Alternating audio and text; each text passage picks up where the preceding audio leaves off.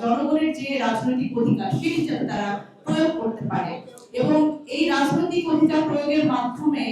আজকে একবার প্রমাণ হলো, আরো একবার প্রমাণ হলো যে বাংলাদেশে রক্তপাতহীন এবং কোন ধরনের বড় ধরনের কোন দুর্ঘটনা ছাড়া, আমরা আসলে কোন সহিংসতা ছাড়া আমরা এই নির্বাচন আয়োজন করতে পারি। এবং এর জন্য আসলে এনসিপির পক্ষ থেকে যারা এই নির্বাচন পরিচালনার সাথে যারা যুক্ত ছিলেন, পুলিশ প্রশাসন এবং যৌথ বাহিনী যারা ছিলেন, তাদের আমরা আন্তরিকভাবে ধন্যবাদ দিতে চাই জাতীয় নাগরিক পার্টির পক্ষ থেকে। আমরা এই মুহূর্তে সারা দেশে আমাদের যে নির্বাচন এর ফলাফল আমরা যেটা প্রত্যক্ষ করছি এবং আমাদের যে সামলাপুরীর যারা প্রার্থী, এনসিপি ও একাত্তরীয় জোটের যারা প্রার্থী, এনসিপি মনোনীত 30টি আসনের যে পর্যালোচনা